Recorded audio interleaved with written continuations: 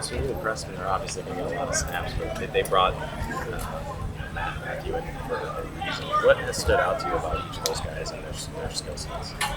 Matt Trainer, his physicality. I love that. That's something me and Preston watched the tape when we saw they were coming here, and he's very physical at Richmond, and he's continuing to bring that here, and it's something really fun to watch. And then Matt Young's just a ball hawk, man. He always finds the balls, always getting PBUs, getting interceptions. So both those guys, they have their own way of play, but it's working really well for our defense, and I'm excited to see this fall.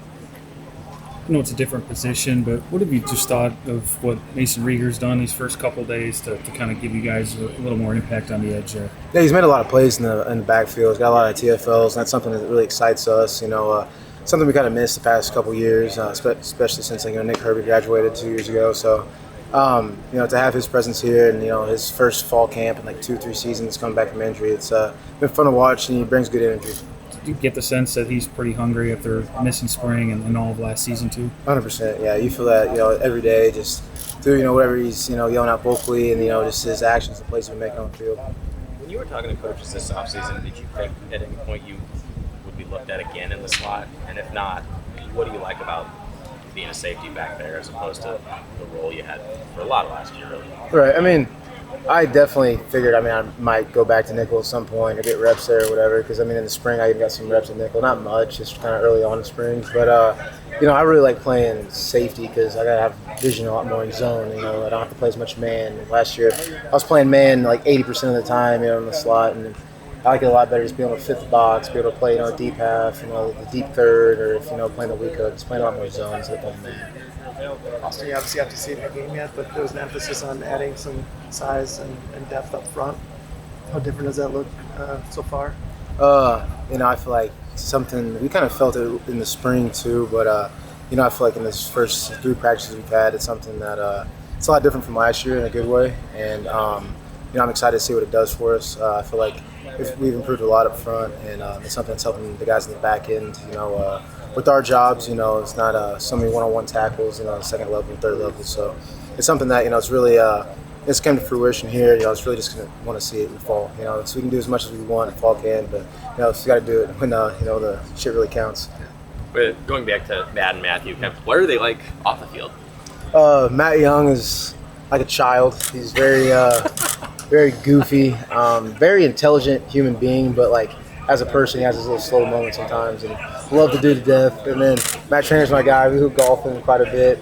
He's just kind of like a typical meathead, Southern dude, But they're both great people though. Yeah, so good human beings, unique in their own ways, but you gotta love them. Slow moments, slow moments where it's kind of for how smart he is, he surprises you with the dumb questions or the dumb things he says, and you're just kind of all right, that made no sense, but you're okay, dude, whatever. So, no, he's hilarious, though. I love him, and they mesh well with our group. Is there one of those that particularly stands out to you? There's been so many, I don't even know. Nothing. We were talking about recovery or something. And, he came from Bethel, so they didn't have the best resources or whatever. He ran it here, and he was like, well, I don't really know what to do. I don't sleep good, though, so then he goes to bed at 7 o'clock every night, even in the summer. So he gets about 12 hours of sleep a night, and it works for him, So, I might start getting 12, 13 hours of sleep, so we'll see. Yeah.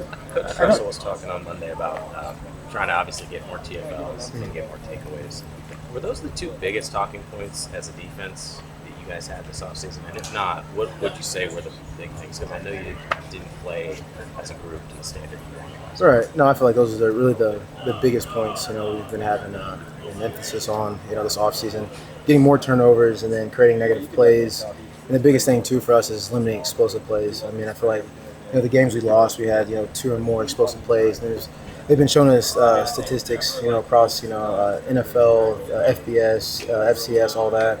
And I think it's you give up 2 or more explosive games, a lot of times you lose. You lose it's almost 80% of your games or something like that. So we're really just trying to get as many turnovers as we can. Can't create a turnover, create a negative play. And with the deep balls and stuff that we're seeing here, we're just trying to limit the explosives as much as possible. I'd say with everything, you see the practice for 2.5 hours, but what happens the rest of the day, and just how vital is it vital to just for fall camp too?